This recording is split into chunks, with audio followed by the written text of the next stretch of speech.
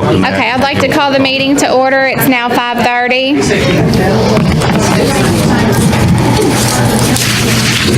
I don't talk loud enough, apparently. I need one. We're going to have a moment of silence now. If everyone would join me now in a moment of silence.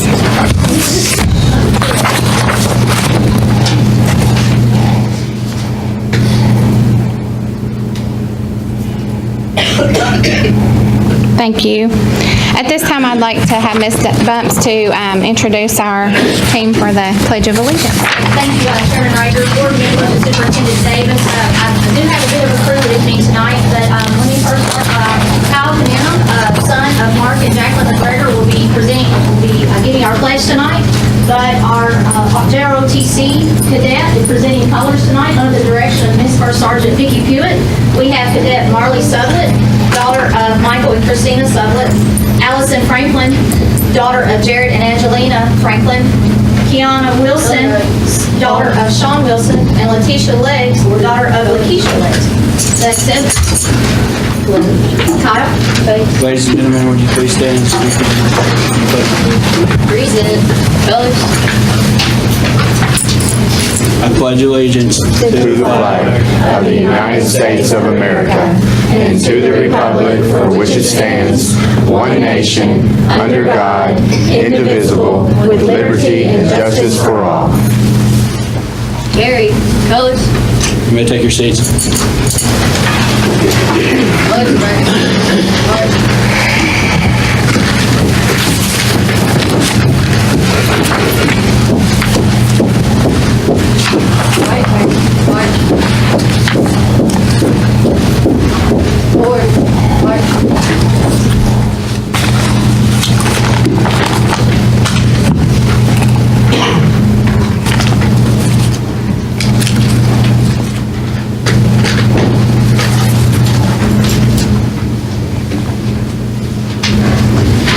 Thank you.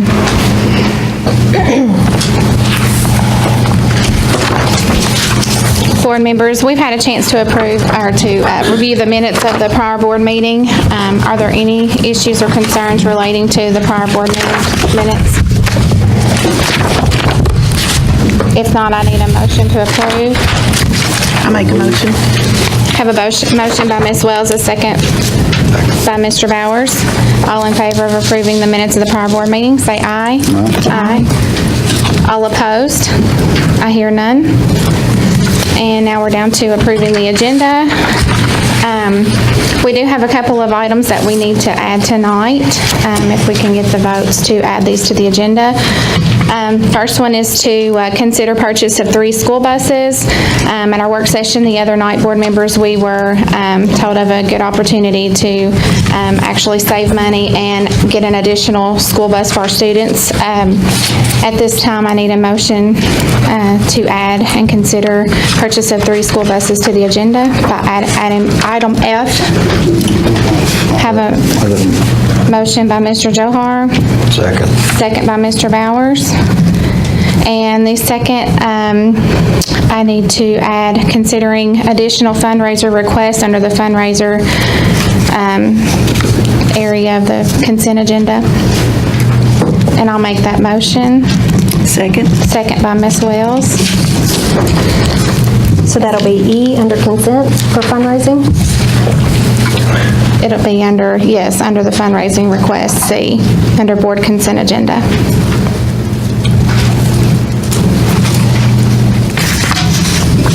Are there any other additions to the agenda? If not, I need a motion to approve the amended agenda. Motion by Mr. Johar. Second. Second by Ms. Wells. All in favor of approving the agenda as is, say aye. Aye.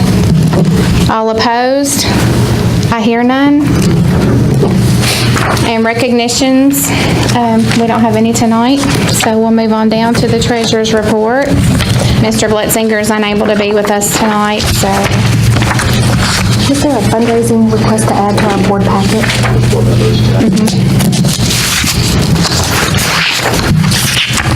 Thank you.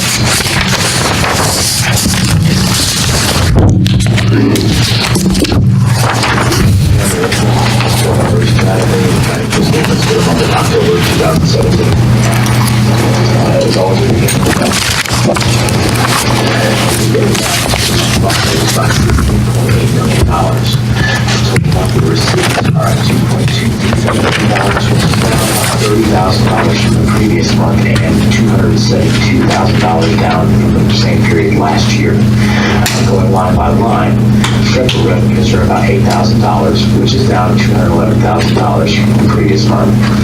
State dollars are at $300,742, which are up about $300,000. Taxes, they are at $152,000, which is up about $34,000 from the previous month. Other revenues are $112,000, which is up $50,000 from previous. Food service is about $13,000 in revenue, which is down about $199,000 from the previous month in revenues. Daycare revenues are at $16,000, which is up about $1,000. This brings the total revenues for the cash, securities, and receipts at about $19 million. Now moving on to expenditures. Accounts payable, that's about $1.187 million this month. It's down about $267,000 from October in comparison to October of last year. That is mainly due to no construction costs at this time. However, you noticed there was a debt service payment for $534,507 and food service at $128,919. Payroll this month is at about $2.662 million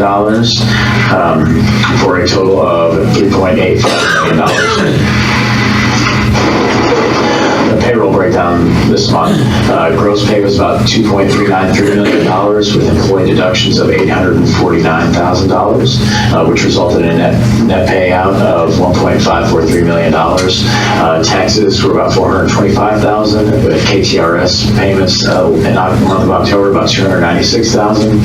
CERS payments were about $153,000. Insurance costs were almost $87,000 and other payments were $158,000 for a total of $2.662 million. This $2.662 million is 3% above the October 2016 payroll, so again, right in line with expectations. The accounts payable breakdown of all of our funds, fixed and mixed expenses are about 72.2% for a total of $877,000. Again, $534,507 was debt service payments.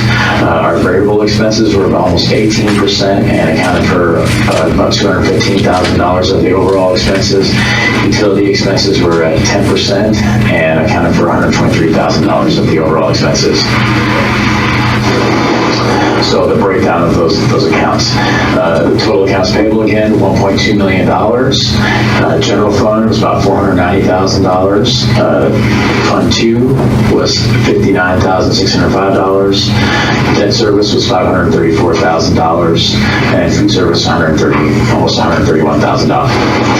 The cash balance at the close of the month for October was about $15.17 million. The cash balance was about $6.65 million liquid, which is in line with what we've been expecting. The general fund investment dollars was about $8 million in CDs and about $520,000 in JP Morgan funds, and there was an adjustment of $72, again for a total of about $15.17 million. The breakdown of that $15.17 million is as follows. General fund is about $6 million. That's down from $727,000 from the previous month. Fund 2 is at about $63,000. That's down $117,000 from the previous month. Construction remains unchanged at about $1 million. Debt service is at a negative $621,000. That fund balance, again, you'll see that the variance is the exact amount of the debt service payment that was made in October of $534,507.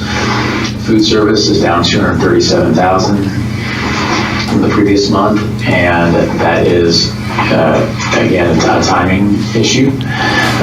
Daycare is up about $440. And no changes in the other two categories, again, for a total of $15.17 million, and that's down about $1.616 million from the previous month. Lastly, we'll look at the extended financial picture. This is the cash flow needs through March of 2018. The ending balance at the end of March of 2018 will be about approximately $14.5 million in cash. Again, that will go down over the course of the end of the year. You'll notice that in February of 18, there was, we expect the payment of the TVA revenue to come in at that point in time. Then after that, you'll see other revenue taper off throughout the rest of the year. Thank you. Okay. Thank you, Eric, who's not here. I need a motion to approve the treasurer's report if there's no questions. So moved. Motion by Mr. Bowers and a second by Mr. Johar. All in favor of approving the treasurer's report, say aye. Aye. All opposed? I hear none. Payments of bills and salaries. We reviewed this. Thank you, Chairman Rager and distinguished board members. Tonight I'm bringing to you the November 2017 board bills. The approval amount and key facts for this month's board bills are as follows. $257,679. The fund breakdown of that $257,000 is as follows. General fund is about $229,000. Fund 2 is about $27,847. And food service is $335. Payments of significance at this time. There was only one this month, and that's Gershwin Entertainment Corporation, which is a payment of $7,500. And this payment was for a Martin Hall performance. Thank you. Okay. I need a motion to approve payment of bills and salaries. Make a motion. A motion by Ms. Wells. Second by Mr. Bowers. All in favor of approving payment of bills and salaries, say aye. Aye. All opposed? I hear none. And on to payment of school bills.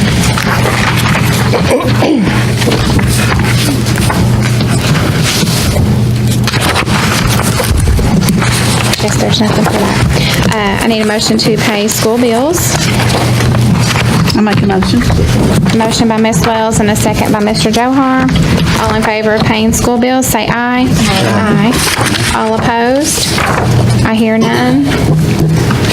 Public participation, we don't have any tonight. So we will move down to the superintendent's report with Mr. Davis.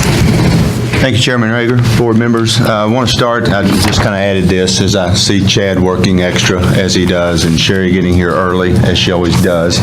I appreciate Chad Wells and Sherry every time we do something. They get here way before we do. So thanks, folks, for that.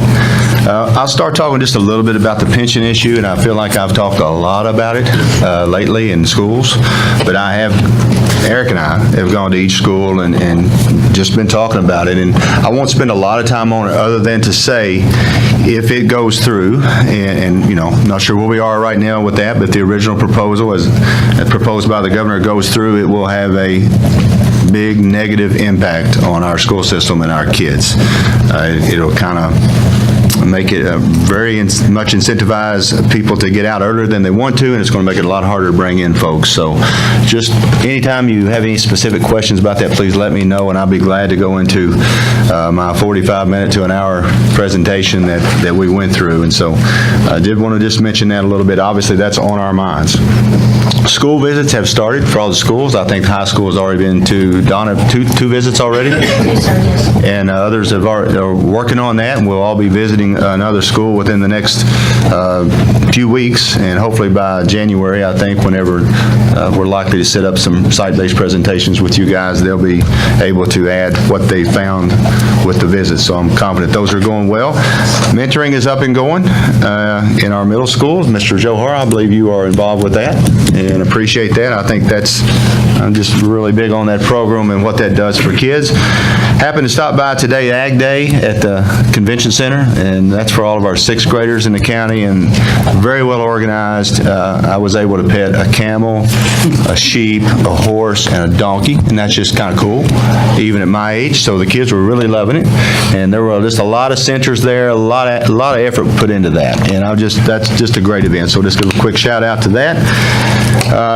As I go over my standards that I'm trying to meet in my first year as superintendent, standard 3 is cultural leadership.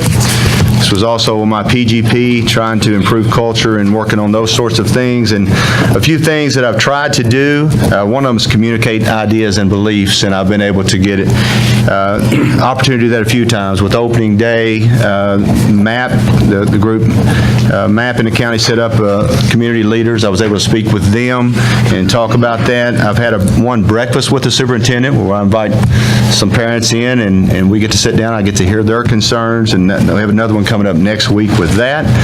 The Muhlenberg Messenger, I'm able to send some things out with that as well. Certainly the pension talks, as far as unifying the district, that's something we're trying to do and get everybody on the same page with that and how it affects them. It affects everyone differently, and again, that's really, I need to brag on, I just want to brag on some folks here. The pension thing, especially if you're in the neighborhood of 26, 27 years or more, it's unsettling, and it's really on your mind, and it could greatly impact your future and your retirement. But when I get into schools, and I have been able to do that pretty often, we're focused on the kids, we're taking care of the kids, we're loving on the kids. They don't know it, and that's the way it should be. That's outside the school day, and I'm very proud of everyone. I just can't say that enough. Again, I talked about the mentoring. That's an opportunity for community involvement. We're sending out birthday cards, just simple things, and I just try to talk it all the time. But again, that's some of the things I'm trying to do with cultural leadership. So that's standard 3.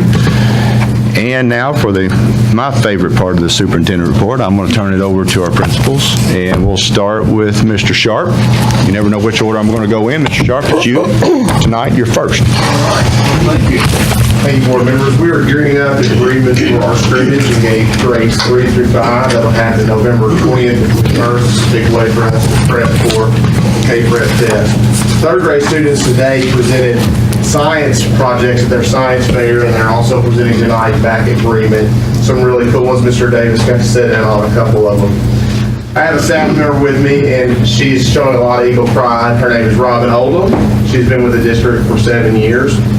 She works with small groups of students in the RTI program to help them with reading and math. Spends a lot of extra time researching ways to help them in a better way.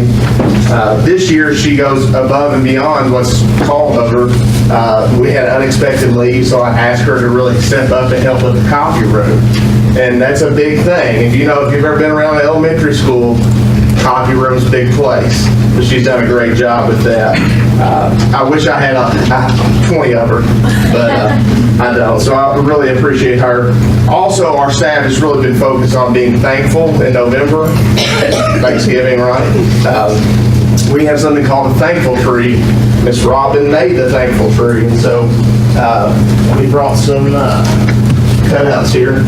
So, Gracie, can you take that there? If y'all fill it out, we'll put it on our Thankful Tree. Thank you, guys. Thank you, Mr. Sharp. Ms. Higgs? We've had a lot going on at Central City Elementary.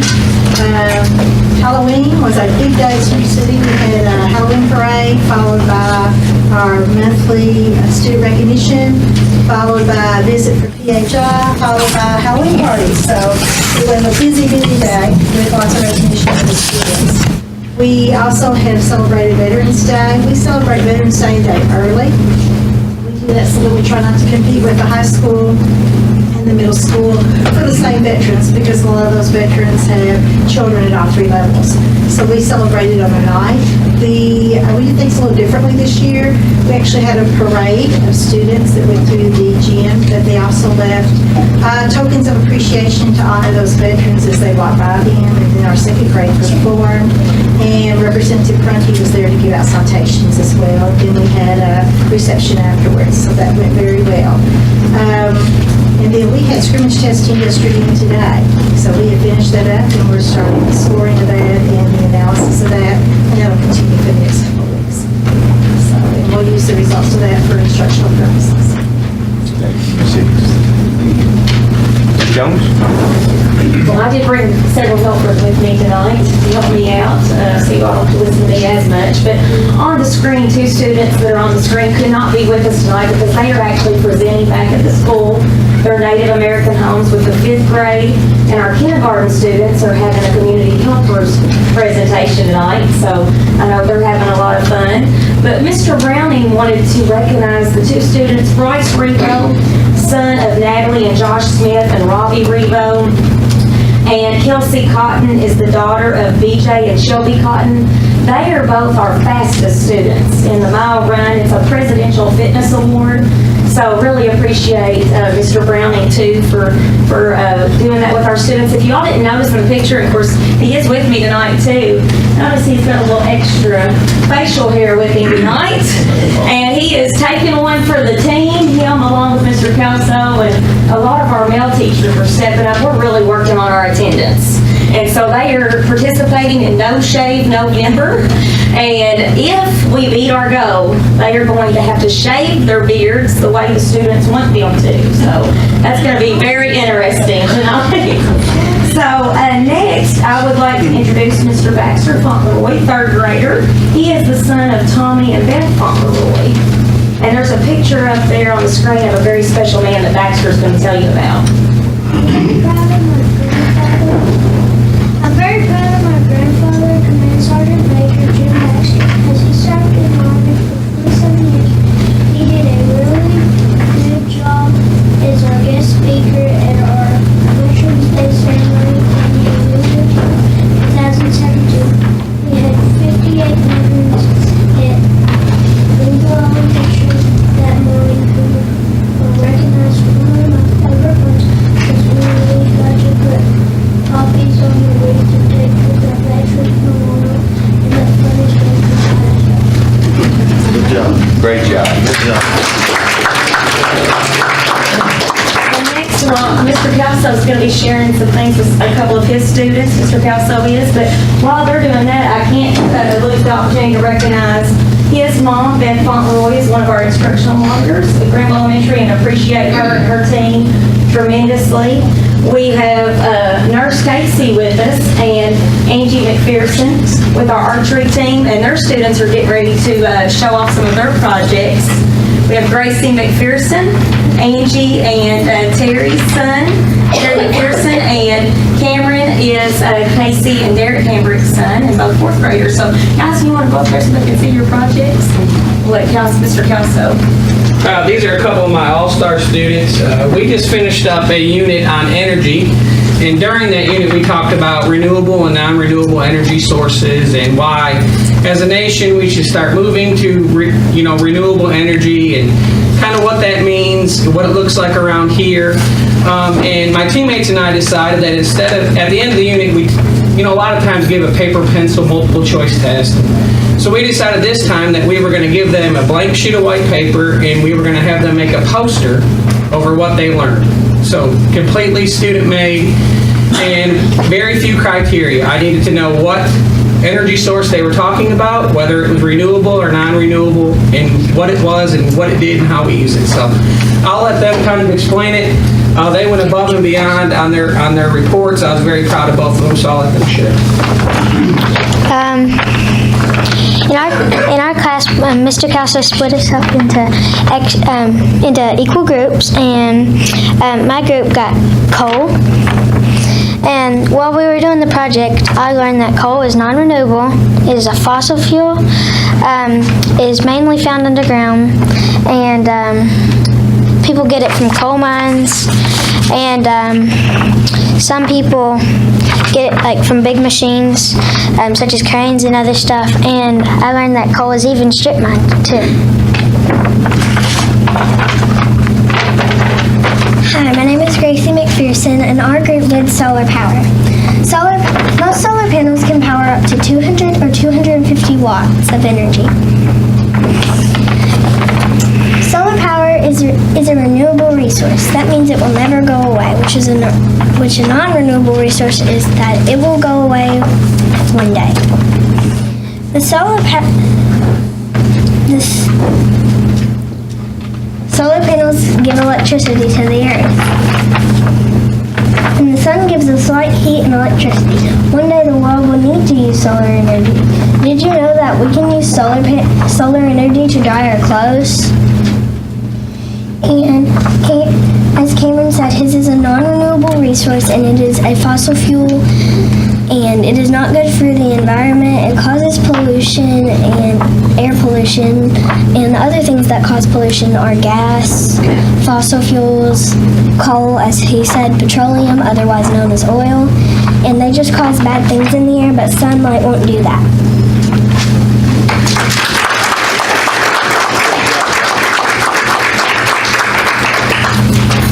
Follow that, Mr. Hardison. Quite confident you can. You guys want to come on join me? Miss Barry, you want to come join us? Join me as well? Yes. We have a couple pictures up on the screen. This month, we wanted to talk to you guys briefly about things we have going on throughout the year. But one thing we try to do at Longest is not just about the key core areas, but it's a well-rounded experience at Longest. And one of the things we do is kids perform different activities, different plays and things like that, trying to have that full experience at Longest. So we have 4 of our students with us going to talk about that, and they're going to share that. They may even extend an invitation for a future presentation. But I do want to brag about a couple of things going on at Longest. Miss Berry is our music teacher, and she's been there with us a couple years. And we just came off of a veteran celebration last Friday, and her chorus group did an outstanding job celebrating, and they always sound so great when they get in front of the audience, but the chorus did an outstanding job. We did a career fair this Tuesday night, which our 5th graders, they went out and did a lot of research, created their poster boards. They presented to their teachers and got an evaluation, and then they spread out and went and presented to all students in all the classrooms. So they were the leaders among our building out, representing what their futures might hold, and setting that examples for our kindergartners up through our 4th graders. So, and then that night we had an open house, and then we had a competition. So very happy with our career night. Went really well Tuesday night. But Miss Hannah, Miss Elena, Miss Alexia, and Miss Maddie are going to share with you quickly about our programs that we have there. And you guys, if you want to use this microphone, it'll probably help you. Hello everyone, my name is Hannah Carver. And I'm Elena Luckett.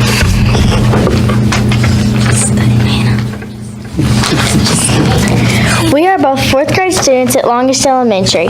This year, our 4th grade classes performed a play titled Welcome to Space. Not only did we travel through outer space and explore the planets, but we learned a lot about science.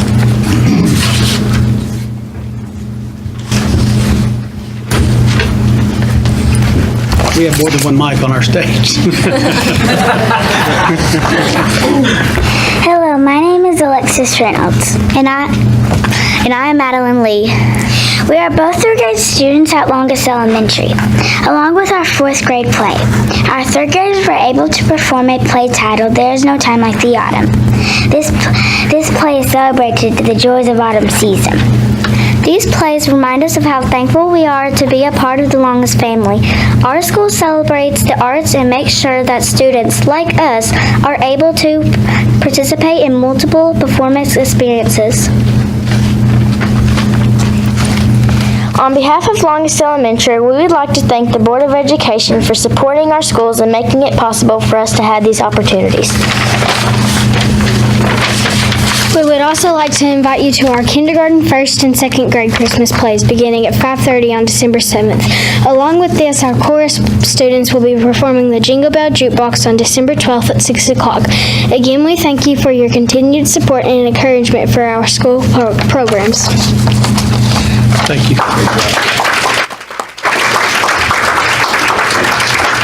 On those dates, I'll send those to you in an email. That way, 7th and 12th, 2 different performances. Thank you, ladies. Great job. Mr. Wells. Board members, we celebrated Veterans Day last Friday. We had 43 veterans and their families as guests. The leadership club at our school conducted the program. And each grade level, under the direction of our music teacher, sang one of the 5 branch songs during the program, which was really cool. The MSES chorus sang as well. Since our last meeting, we've had 4th and 5th grade family nights. The 5th grade's focus was on careers, very similar to what you heard at Longest. 4th grade focused on their animal habitats. This week, we've had the science truck at our school, and this year, all grade levels were scheduled to go through the truck. That ended today. Big thanks to Kentucky Farm Bureau and the Board of Education for footing the bill. This is the 4th or 5th year we've done that. And on Tuesday in the science truck, we had Miss Kentucky, Molly Matney, who's an ag business major at Western Kentucky. She helped conduct the Super Slurpee experiment. The kids love that. She went in and talked to the 5th graders in their green pod. And the last thing is put on your calendars, December the 1st, Jim Morris will be at our school. Y'all may be asking, who is Jim Morris? It's Hillbilly Jim, if y'all remember Hillbilly Jim from the WWF. We've got a connection. He's going to come and talk to our kids. That was from way back in the day when Mr. Wells and I were in school back in the 90s. Y'all remember Hillbilly Jim? He's going to be in school December the 1st. Thank you, Mr. Wells. Mr. Rager. First of all, I want to thank the high school ROTC and the band and the chorus for coming to North Middle. They put on an awesome program. So if you've never had a chance to see the Veterans Day program, you need to get a chance to come and see that at North Middle, South Middle, or at the high school. They do an awesome job.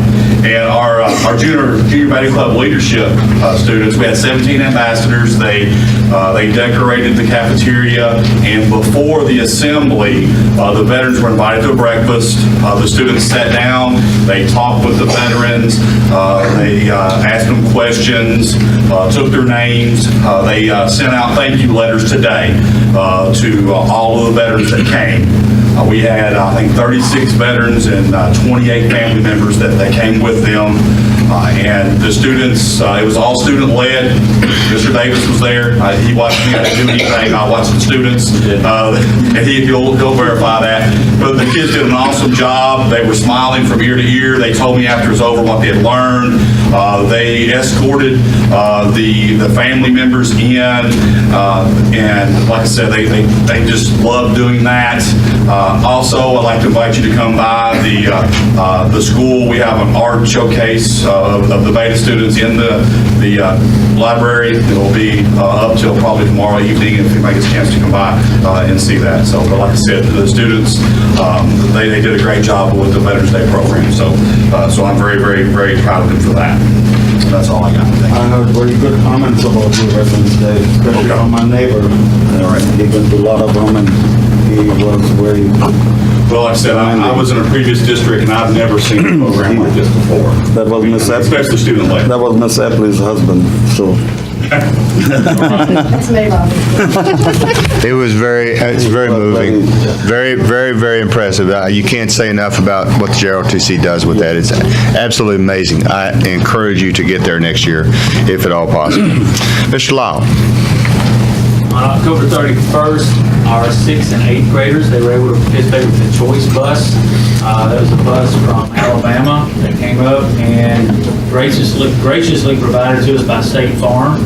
We were one of the 4 or 5 schools in the region that was able to have that with us, but it talked about the negative consequences for dropping out of school and the advantages to staying in school. It's very neat because when the front part of the bus, they got to see a short video from some inmates sharing their stories, but in the end, the curtains open up in the back and you have a jail cell.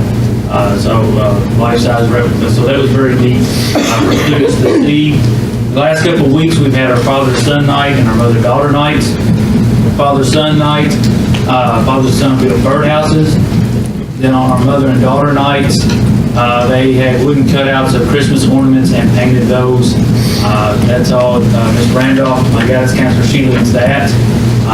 And it's always neat to see before the night's over, you're already seeing them posted on Facebook. So that means they've had a good time and proud of the project. The last thing is, I think it was last week,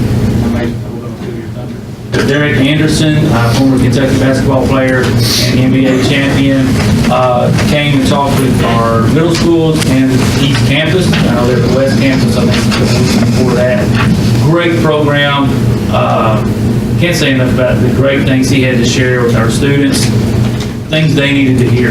That, you don't have excuses. You just overcome the situations. And that's a story that our students needed to hear from someone who's actually lived it. So with that, I'd like to give a big thanks to Donna Bumps and her staff for having us. And then this lady right here organized the total chaos that afternoon because it was tight for us getting back to our schools. But as always, Ms. Kim did a great job. So thank you. Thank you, Ms. Ms. Monks? Yes, sir. Lots and lots of things happen in high school. First of all, I want to thank everyone for giving a shout out to my JROTC students. It is definitely a student-led item, but also behind these great kids are some great instructors. Miss First Sergeant Pewitt is in here, along with Mr. First Sergeant Pewitt, Colonel Henry, and Master Sergeant Stanford. Without them, what my kiddos do would not be possible. So very excited about that. But a couple of items before I do turn it over to my students. I really want to say that I appreciate the soft skills that I am able to see here tonight. And as we continue on with the Career Tech Ed series, you'll be able to see more of that from our two cadets that we have. I do want to give you a couple of updated items on academics, though. With the recent release of the updated school report card, I do have a large celebration that really will not be published again. But originally when publicized, our college career readiness numbers came in at 70.2%, meaning that we did not meet our target of 73.4%, and that is students who are college or career ready, the seniors who just graduated. However, thanks to Ms. Clark, her OCD, and I say that on record, Mr. Carter would agree with that, she was able to find 50 students who were looked over who had achieved that actual status. So because of those 50 students and during that little window, we were actually able to achieve 76.4%, which means we beat our target and we also beat our last year number of 75%. So quite pleased with the continued work that our kids do, but also our staff. We continue to push to get those kids college or career ready and help to meet that vision and mission that every student graduate college or career ready. So very pleased about that. I do want to give a shameless plug. Our high school drama play is this week, and it's actually called Not Just Another High School Play. And the series starts tomorrow night at 7 p.m. at the Felix E. Martin Jr. Hall, and also Saturday night at 7 p.m. with the final performance at 2 p.m. in the hall. So if I happen to leave out of here at 6:30, I've had some kids to hold me very accountable tonight that I must be there at 7 o'clock tonight for dress rehearsal. So I apologize if I do have to scoot out. But with that said, I do want to turn it over to cadets. Cadet Kyle Canarum that we introduced earlier, again, son of Mark and Jacqueline McGregor, and also Cadet Alyssa Carter, daughter of Justin and Courtney Carter. And they want to talk to you again about JROTC, what the opportunities are offered there, through that Career Tech Ed program. Cadets?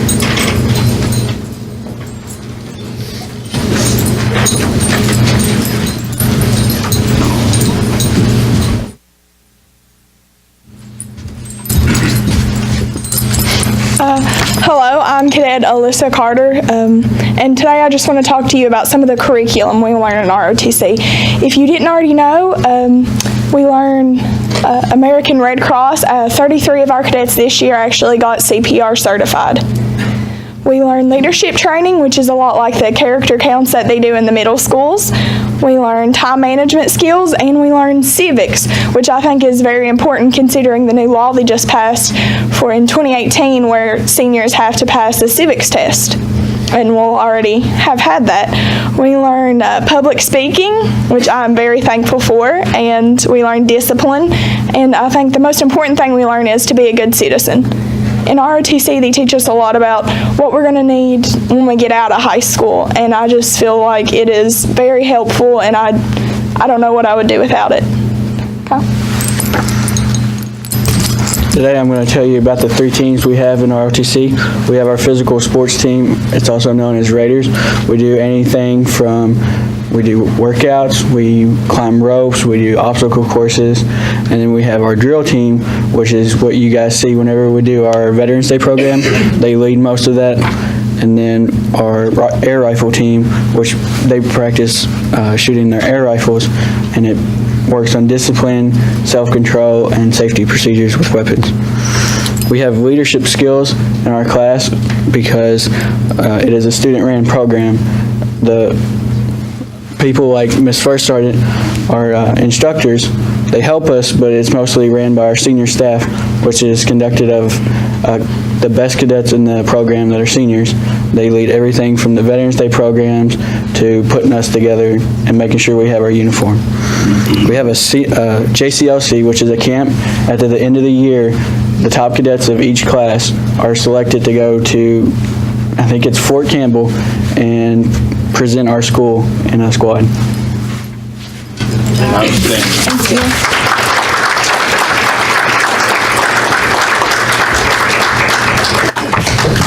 I'd like to commend each and every student who gets up in front of folks here and speaks as well. That is difficult.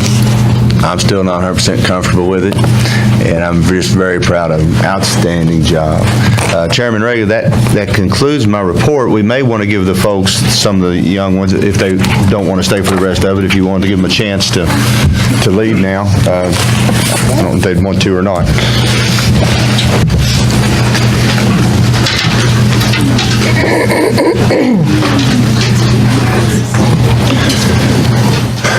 We don't have Carter for pictures.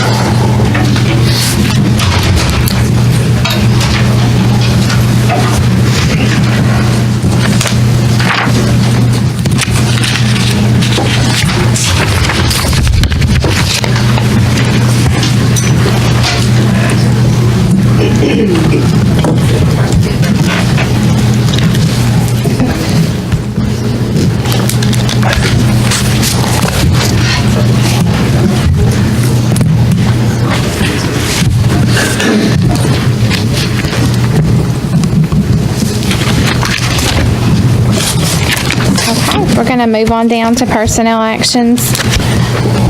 Ms. Browning's going to try to squeak a little bit. Where's the volume, sir? Being presented by Minnie Mouse here. I apologize, I have laryngitis. I'll try to do the best I can. For the period of October 16th of 2017 through November the 8th of 2017, we had one resignation of certified personnel. We had 4 reassignments of certified personnel, and we had 4 classified personnel employment actions. We had 3 resignations of classified personnel, and we had 6 reassignments of classified personnel. Thank you. Thank you, that's good. What did you say? Mr. Browning, you're smiling a little more than you should be. Just saying. Just here till he gets home. And Mr. Freeman with the attendance and enrollment report. Thank you, Chairman Rager, board members. I have our third month attendance report. October 2nd was the start date, running through November 3rd. Our third month average for the district was 94.28. This school year, last year, 94.91, down 0.63 percentage points for the month. Overall year average, we are just below 95 at 94.99 compared to 95.52, which is about just a shade over a half a point down from last year. I would like to just comment, the Renaissance Center, they went up almost 11 points, a little over 10.5 percentage points for the month compared to last year, so that's a really large jump, so I wanted to point that out. Our enrollment ending November 3rd was 4,616, compared to last year was ending the third month 4,776. That's down 160 from last year's last month. It's down 90 students from the last day of school last year. It's down 3 students from last month, ending the second month. And again, keeping you informed a little bit more with numbers. Current enrollment, this is as of this morning, we're at 4,635, so that's up 19 students from November 3rd. Again, that monthly total, touched on this at the the work session the other night, that monthly total as far as down at, 160, 170 the previous months, you're going to see that start closing the gap as far as going down and getting it into the area of below 100 from the previous month last year. So still keeping up with the where we were from the last day of school, but that number, that jump up from 19 from 2 weeks ago, that's a pretty good little jump. Any questions? Bring more students to school. I'm sorry? Bring more students to school. That's what I told him. That's what Mr. Davis told me. Thank you, Ms. Freeman. Okay, we're going to go down to discussion of the dates for the December board meetings.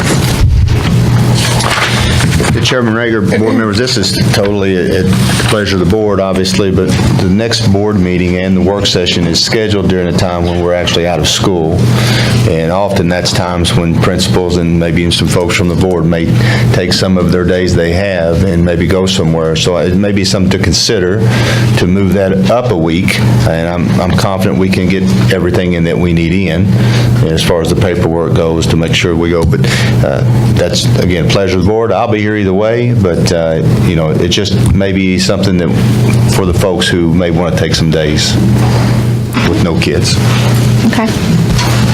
Is there any discussion on this?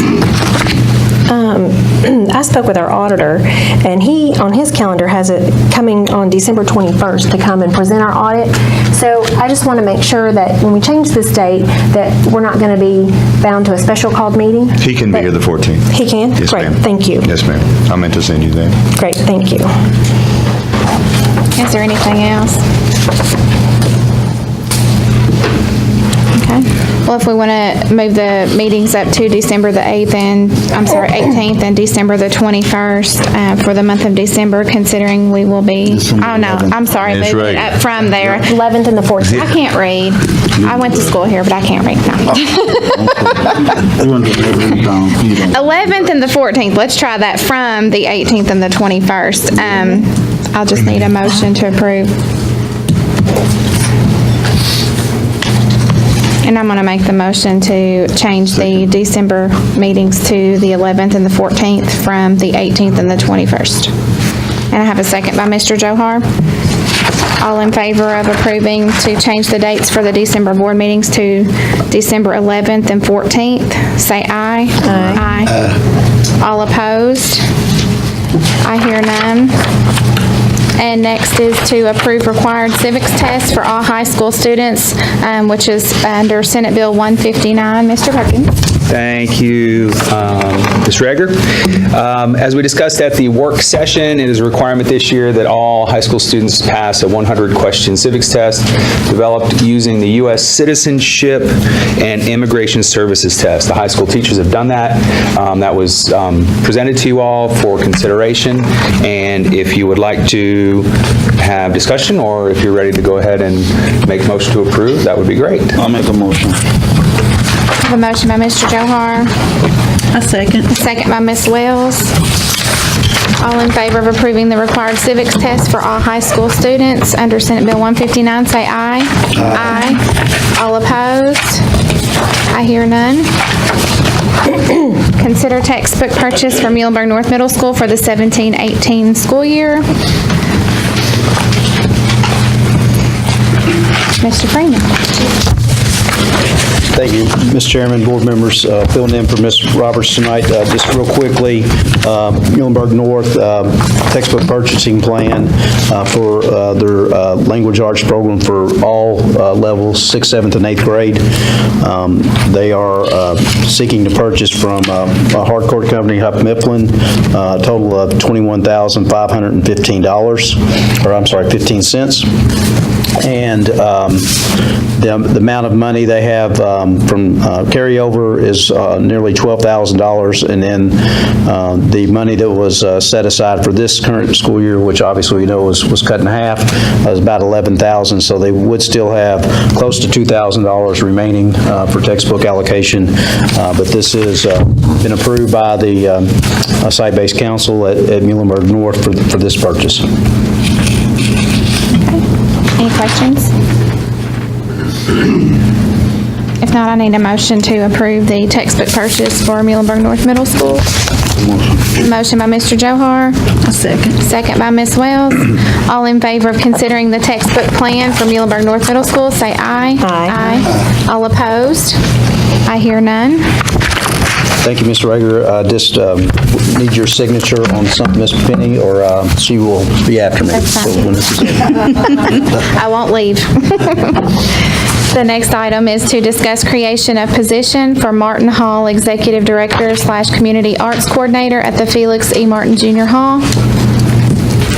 I'm going to speak for Ms. Browning, who has trouble speaking at this moment. We spoke about this Monday night. This is, unfortunately, after Mr. Provost passed away, we took another look at this, and something that had been planned on for a while, I believe, initially, was to have two jobs with Mr. Provost, and essentially did both. And one is a technical director, and this newer position here, the executive director. The technical director is more of a behind-the-scenes lighting, sounds, and all that sort of thing. And this one, as it says here, and we talked about the student intern program, administrative management, community engagement, and the public season at the hall, and the ticket sales, and the promoting, and all that. That's what this job would do, and this would be fully funded by the Felix Martin Foundation. Both positions? Yes, technical director and executive director. Did I say that right, Ms. Jacoby? Thank you. Is there any discussion? My concern is how are we going to staff Martin Hall? Like the policy says, when you have so many students, you have teacher ratios, but Martin Hall, there's not a policy on how we staff. So my concern is now we're adding another position. So what, two people will be doing the job of one? Is this right? The previous person did both jobs, so now we're adding another, is this right? Yes, ma'am. Excuse me if I may say, this is taking over the community arts position, which is 50% of the new position will be taking over those duties. Okay, and then there's the Martin Hall Technical Director, correct? The executive director position will be divided into 50% community arts, which is currently being done by Melanie Smith, and 50% of time on Martin Hall. I think and part of the reason for this is the demand. It's grown. It's grown and grown and grown since the beginning, and so we see this as a wonderful opportunity for our folks in the fine arts to get more opportunities.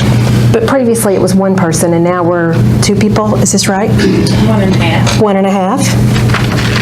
And as you said, I think in the last few months it's come out, all that was done there. The intern program, I think that's had to be stopped. Am I correct, this semester? Yes, that's so valuable. As I said at the work session, I know one student that's what she's pursuing in college because of, the direction and the experience that she gained there, and that's just one example. But I think it's just a great program that we need to keep going for our community and for our students. Clearly, I'm not against any sort of opportunity for our students, but I'm just saying, when does it stop? If we don't have a policy that says this is how we staff Martin Hall, then we can, end up adding more positions for staffing there, but we should, as a board, go and look and see how we need it staffed. To have the extra half person, now you realize, well, we need more. So, kind of, if we, as a board, come up with a policy on how we want to staff it, just like we do staffing of the schools based on teacher or student ratios, that would be beneficial, so that it would be understood by everyone how we would be staffing Martin Hall. And just in reflection, we've had, I believe it's Miss Brown. Is it Miss Brown or Miss Davis? Miss Davis, to come and talk about gifted and talented. And I know she serves 450 students, and then we only have one gifted and talented teacher at the elementary level. So, even though we don't have facility for gifted and talented, I feel like maybe there's an opportunity there to expand services for students, because there are plenty of academically inclined students that are, in those programs, and to have one person servicing all the elementary schools, and then one person, we used to have 6, and now we're down to 2. So I kind of feel like, not to take anything away from anyone in these performances, but truly, we already have MCTI, what is it? MCTI, and then we have Martin Hall, and, so a variety of opportunities for students rather than always performances. Let's get a policy that says, hey, this is how we're going to staff Martin Hall. That way it's understood, and then can go from there. I believe used to we had 5 to 6 positions related to whether Mr. Hanson and Ms. England. There were several positions that we have lost, and programs have already been discontinued in the high school due to the salary cuts and positions. So is that in relation to you can't grow the programs No, I'm talking about to the drama. There's not a drama class right now. Is that correct? Or well, there music. What's a performance? Isn't there a drama club? We currently do not have a sponsor for our drama club, Ms. LaBelle. Actually, our drama performance was actually volunteer basis of Miss Melanie Smith as well as Miss Melanie Bogus.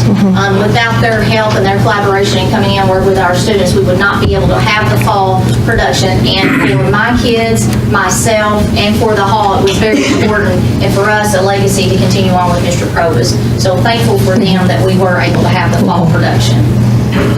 Well, I think there's probably plenty of parents and community members that help all sorts of programs, not just drama. So, like I said, I see that there can be a benefit with looking at gifted and talented or any other aspect, but, we're expanding here. Let's create a policy on how we're going to have that set up. That way it's understood, and we can pursue, and then you can say, well, instead of growing a half person, what if it's more, and then when does it stop? So, technically, any school, they would have to have their site-based allocation for staffing, how we base and staff it, or how we allocate money, then they're selecting the staff. So this is kind of off to the side, and you're asking for a blessing from the board, but how do we want to staff it? We would need to work, I guess, with According to the needs, and right there, the high school principal who wants it, he knows it's needed. Would you see something fit for your gifted and talented? That we can put on next agenda. I'm not against that at all. I think that's agenda. But we've had her come and talk twice and share with us, and she services 450 students. She sees middle school and high school, and then we have one teacher that sees all 5 elementary. So I'm just saying, this is every single day, all the time. It's not just based on a performance. It's not, this is all during the week. They're testing, they're helping to reach and expand these kids' needs as far as, opportunity, gifted and talented. So I'm just saying. But Ms. Rager, just to address her gifted and talented, one of the areas of gifted and talented is arts, and we do have Governor Scholars of the Arts. And in that particular area, there is vocal, performing, and visual, and we have been able to send students with that. So we actually would be addressing the gifted part of it with the addition of this half position, so that we can continue with the internship and that we can continue with that excellence to be able to send those students. So you are addressing that just in a different way, and you are focusing on the visual and performing arts piece of it. And these positions are funded by the Martin Foundation. So it's not. I understand. That's one thing I just wanted to say. That is one issue that we need to bring up. The Martin Foundation is footing the bill for this. Now, yes, the next agenda item, it will be a half position. That will come back to what Ms. Bumps just said. So I understand that, and anytime you add a position at all, it's something to consider in these times, absolutely. But as many kids are going to benefit from this, given the gift we're being given, my recommendation is that we accept that and move on that. And plus, I mean, it's community events too that needs the executive director and the technical director. MCTI performs there. We've had great performances come in there. I'm not against it. I'm saying let's make a policy, because now we're going from one person to 1.5. We're expanding with personnel, and so let's talk about having a policy of how we want to staff Martin Hall. Well, our immediate need is what we're voting on now, and so, I mean, we can get the policy together for I don't want to be future. involved in the scheduling of Felix Martin Hall schedules. That's not the one thing I want to carry on with this board. We can create job descriptions around that also. So who does that? So. Have a motion by Mr. Johar to. Second. And a second by Mr. Bowers. And all in favor of creating a position for Martin Hall Executive Director with Community Arts Coordinator at the Felix Martin Hall, say aye. Aye. Aye. All opposed? Opposed. Opposed by Ms. Lavelle. Okay. And the next item on the agenda is discuss changing the vocal arts teaching position from half-time to full-time with the cost difference to be absorbed by the board. Thank you, Chairman Rager. Board members, obviously this is in relation to the first one as well. We discussed that quite a bit on Monday night, and I want to say things, make sure I say this right without any names or anything along those lines, but this position, this person has been working with the community arts as well, and the executive director will be taking that over. So this would allow this person to come back to the school system full-time and work with kids all day, where now they're stretched very, very thin. And so this would again help in some ways the gifted and talented, but it would be able to get the vocal arts back into the high school and bring that back. And that's one thing that's kind of been gone for a while with some of the losses we've had. So I see this as an opportunity, yes, at some cost. And but again, this is with the gift we've been given. It seems for that cost. Again, my recommendation is it's worth that for all the kids we're going to be able to serve, for all the changes at the cost the district's going to eventually have to absorb. So there again, it's going from half-time to full-time. But now I was under the impression it was a full-time position when we looked at this February of 2016. Was it not full-time? It just says it was a 3-year grant from Felix Martin for funding of the vocal education community arts coordinator. So they've taken community arts coordinator, put it in the previous. So the responsibility is the same, the job description? They're going to fund both positions at Martin Hall instead of contributing toward this salary. The school was paying the full salary, and then we were receiving money from the Martin Foundation to reimburse us for a portion of that cost. This person would now be a full-time school employee in our high school and middle school as well, but they would not be working with the community now, so they'll be serving our kids in our schools full-time. Right, again, it's just going from, it says, discuss the changing of the vocal arts teaching position from half-time to full-time. They were half-time school before. Okay. Was this at the high school or the middle school? All, actually. Spend a little time at each. And that the cost difference would be absorbed by the board? Yes. Half-time position essentially is what we'd be adding.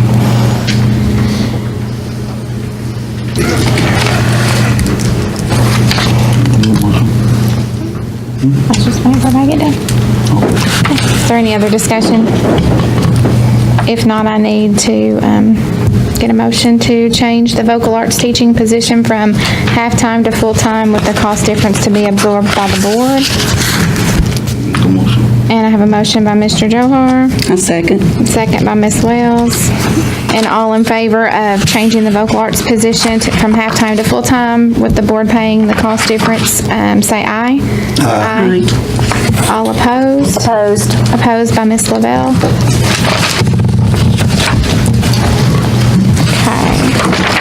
And the last item F that we have added to the agenda today is to consider the purchase of 3 buses. Yes, Chairman Rager, board members, I got a call, as I said, last Friday morning from a rather excited Mr. Abbott about the possibility of buying an extra bus and saving some money to the district as well. And so I'll let them speak to that again in just a little bit, but again, basic. 3 buses, we need 3 people here. 3. We got Mr. Davis. I'll be one. He'll be one. But they'll say it better than I will, so I'll turn it over. Maybe we will. Phyllis Martin, next time. Good evening, Chairman Brager and board members. We come to you tonight to ask for permission to purchase of 3 buses. Per an arrangement with the EPA Detroit Diesel Corporation, they have developed a program to replace older diesel-powered buses with new units equipped with clean emission technology. There's approximately 350 buses that will be replaced nationwide through the program. Each old bus that will be replaced by a new Thomas-built bus unit which will include a 35% rebate off the agreed-upon retail selling price. Muhlenberg County is very fortunate to have this opportunity. There is some criteria that we have to be able to get this savings. We have to destroy the engines of 3 buses that are out of depreciation or in 1997 or older buses, which we do meet those criteria. The school district is very blessed to be able to have this opportunity to do this. By approving the purchase of the 3 new buses, this will help the Muhlenberg County come out of their 30% of our depreciated buses, which we was in last year, the last time that we had bought new buses. With this opportunity, we will be able to purchase 3 buses for less than the cost of 2, which is what Eric had originally budgeted. It is a $20,000 savings, or less than the amount that was budgeted. The total for each bus is $63,039.67, with the 35% rebate making the total purchase $189,119 for 3 buses. This will be a savings of $101,833 for Muhlenberg County. Most importantly, having the new buses out on the routes is less breakdowns, and with our fleet as old as it is, we have a lot of breakdowns daily.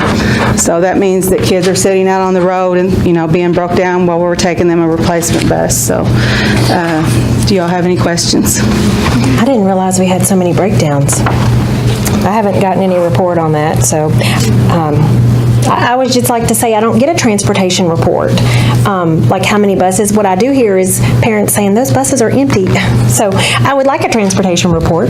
Okay. I think that there's paperwork when they fill out. There's like transportation T1. There's all these codes like T1, and then kind of give a breakdown on all that is necessary based on how many folks are riding. Right. If we're on a decreased enrollment, I'm not sure that it's a priority to purchase more buses. When I went to KDE's website, it said we had 83 buses. Yes, ma'am. So if we have 83 and we don't really need that many, we probably should have been purging buses for quite some time, particularly if they're over the 14-year depreciation cycle window. So I'm just saying, I'm not really sure. I did try to go and look stuff up. On this particular agenda item, it was brought to everyone's attention after the e-meeting was posted. So, and I get a little particular about my 10-day window. If the policy says have everything into the superintendent 10 days before the board meeting, that's what I like, because then you have time to look at stuff. Right. So when it's sprung on you on an email on a Saturday, and then you talk about it Monday, I feel like there should be more ample time.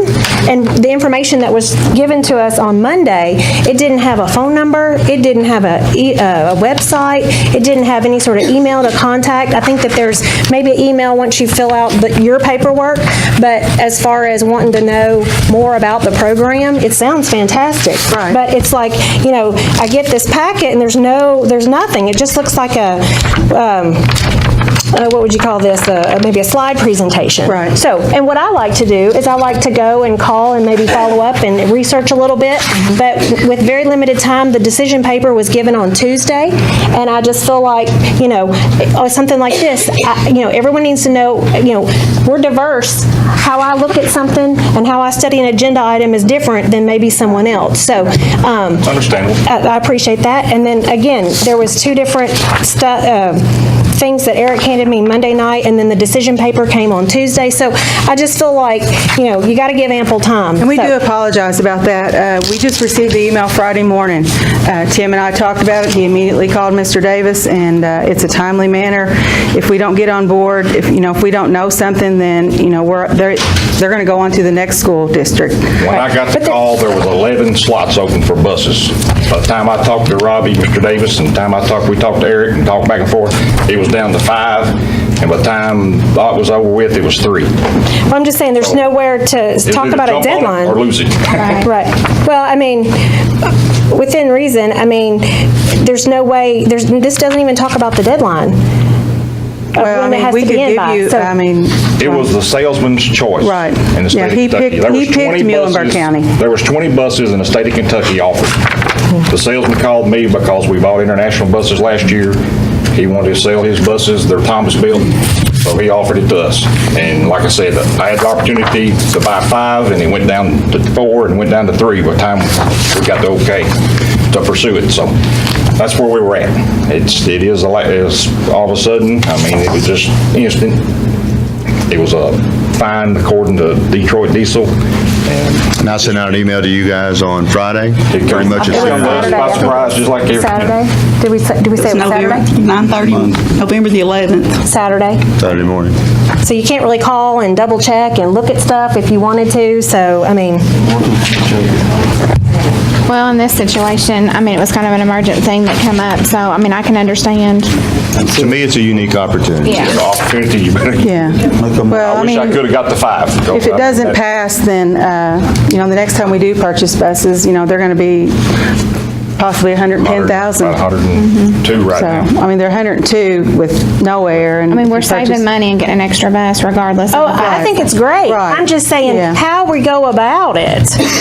There's no contact number. I'm getting stuff on a Saturday. The e-meeting was posted on Thursday. So even though you discussed it Friday, there was nothing presented to board members via email on Friday. And so I'm just saying, so you come in on Monday, and then the decision paper was published on Tuesday. So, and I've already had a discussion with Mr. Davis how if the policy says, that items for the agenda should be in 10 days before the meeting, that gives ample time for things to be prepared and circulated in a fair time. Now, Have that choice.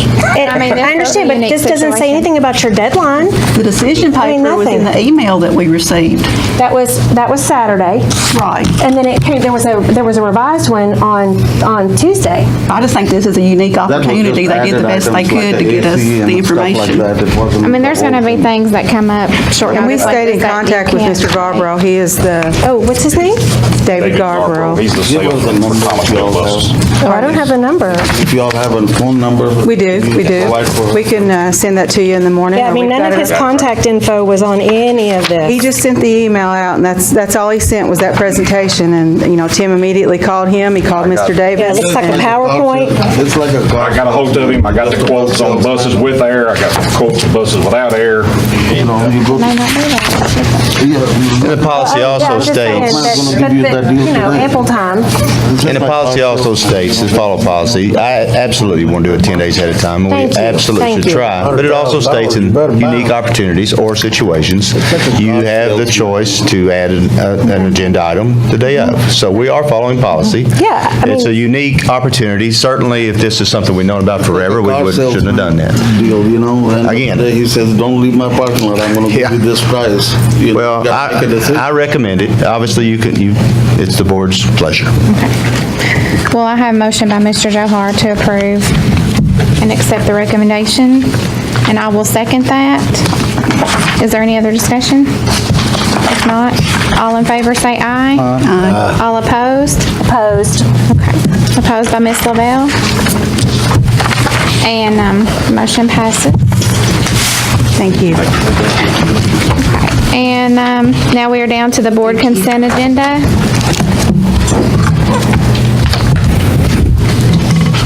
And board members, you've had a chance to review all of the leave of absence, facilities use, and fundraising with the additional fundraiser request that was added tonight on the,